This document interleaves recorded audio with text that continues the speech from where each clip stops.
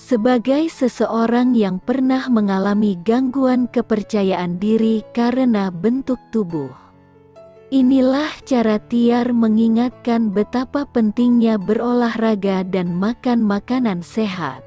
Setelah menyeruput kopinya sedikit, Aji mulai menjelaskan, "Saya mohon maaf karena menginap tanpa izin di sini. Semalam, saya pikir Lili sendirian dan keadaannya. Saya khawatir. Jadi itu sebabnya saya pikir lebih baik saya menginap di sini untuk menjaganya." "Gak apa-apa, Pak. Anda memang lelaki pertama menginap di sini. Tentu saja selain abangnya. Tapi Anda bukan orang asing buat Lili," kata Tiar ramah. Dengan nada sedikit berubah, ia kembali berbisik, "Selalu ada pertama kali." Aji tersenyum simpul. Lalu wajah Tiar berubah serius. Sambil menghirup kopinya sendiri, ia berdiri bersandar di wastafel cuci piring, menatap Aji. "Pertama kali juga saya melihat sahabat baik saya menangis sampai tertidur dan saya tak tahu harus bagaimana." Senyum di bibir Aji menghilang. Tatapan tajam Tiar seperti mengulitinya. "Dan pertama kali juga saya melihatnya kehilangan selera makan. Tak bisa tidur dan satu-satunya yang ia kerjakan selama 3 hari ini hanya memandangi ponsel," lanjutnya. Kali ini ia meletakkan gelasnya di atas kitchen island. Aji tak tahu harus berkata apa. Ia hanya menunduk, menatap kopi hitamnya. "Saya belum cerita ini ke abangnya atau orang tuanya. Tapi minggu ini, semua berat buat Lili. Saya malah berpikir untuk menyuruhnya resign." "Lili." Tiar terdiam dan menarik nafas dalam-dalam, mengatur emosinya agar tetap tenang. "Saya, abangnya dan kedua orang tuanya tak pernah melihatnya seperti ini sebelumnya. Jadi, kalau saya saja bisa merasa sakit melihatnya seperti itu, apalagi mereka." Mendadak tenggorokan Aji terasa kering. Ia tak tahu apa yang ia rasakan beberapa hari ini juga dirasakan Lili. "Maaf saya." Aji menggeleng-gelengkan kepalanya. Tiar berbalik dan senyumnya kembali. "Tidak perlu, Pak. Jangan ke saya. Semalam, maaf kalau saya harus menguping. Saya tahu hubungan Bapak dan dia sudah baik lagi. Maaf karena..." "Jujur ya Pak, Lili mungkin sedikit. Bapak tahu, kadang saya takut orang akan salah paham pada kata-katanya atau tindakannya." Aji juga tertawa kecil, mengangguk mengiyakan. "Saya bermaksud memperjelas hubungan kami setelah dia sehat nanti. Tapi banyak yang harus saya bereskan. Gosip itu, walaupun bagaimana, saya tidak mau keluarga Lili tahu dari media. Lili juga masih jadi sekretaris saya. Dan saya khawatir kalau hubungan kami ketahuan, ia akan dikucilkan teman-temannya," ujar Aji memberitahu. Tiar menghela nafas. Ia duduk di depan Aji. "Sebaiknya Bapak selesaikan saja dulu semuanya. Jangan mengatakan apapun pada Lili. Dia itu gampang panikan dan kadang terlalu berlebihan merespon sesuatu. Soal keluarganya, kalau perlu nanti saya yang akan bantu Bapak jelasin semuanya. Itu juga yang saya pikirkan. Demi kebaikan Lili, Saya akan berusaha mengklirkan semuanya dulu. Kembali Tiar menghela nafas lega. Ia menatap Aji dengan tatapan penuh arti. Akhirnya mereka punya kesepakatan bersama. Demi Lili, demi kebaikannya. Tiar menepuk meja dan berdiri. Baiklah, saya harus pergi. Minggu ini saya mulai melatih di gym. Bapak bisa menunggu Lili sampai ia bangun. Dan, oh ya, Anda bebas menggunakan apapun di dapur ini untuk sarapan. Saya juga sudah membuatkan bubur untuk Lili. Cukup banyak kalau Bapak juga mau.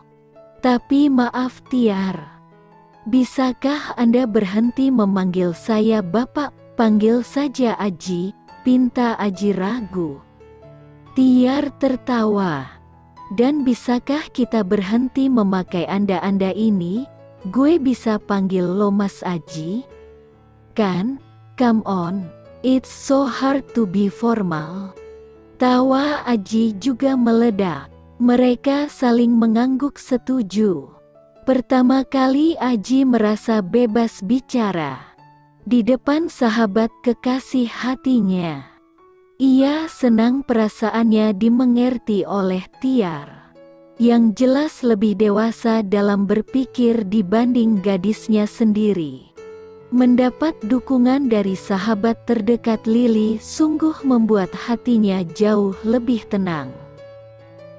Buat Tiar sendiri, ini pertama kali ia bertemu Aji sejak Lili bekerja. Ia memang mengingat Aji yang sedikit pendiam. Tapi beberapa hari sejak Lili bekerja ia tak yakin Aji masih sama seperti dulu lagi. Kini setelah bertemu dan mengatakan semua yang memang ingin ia katakan pada bos yang dianggap jahat oleh Lili itu. Tiar paham sekarang. Di balik sikap keras Aji pada Lili ada tujuan besar yang sedang disiapkan pemuda itu untuknya. Tiar merasa tenang. Aji juga merasa mendapat dukungan. Demi Lili, mereka melakukan yang seharusnya dilakukan. Lili menggeliat ketika merasakan tangan yang dingin menempel di pipinya. Tumben tak ada teriakan maut Tiar membangunkannya. Lili berbalik, ingin menarik selimut. Tapi kesadarannya kembali sedikit demi sedikit. Semalam ia tertidur. Setelah makan dan minum obat yang diberikan Aji. Dan ya Aji, teringat itu. Mata Lili terbuka lebar. Sudah bangun? Seseorang bertanya dari samping. Lili menoleh. Dan melihat Aji sedang memakai jas. Bersiap untuk bekerja. Lili menatap pria itu tak percaya. Mulutnya terbuka lebar. Melihat pemandangan asing pagi-pagi. Pria itu memakai setelan jas hitam dengan kemeja putih biasa. Hanya dasinya yang bergaris-garis. Tapi Lili menyukai pemandangan ini. Aji tampan sekali. Hah.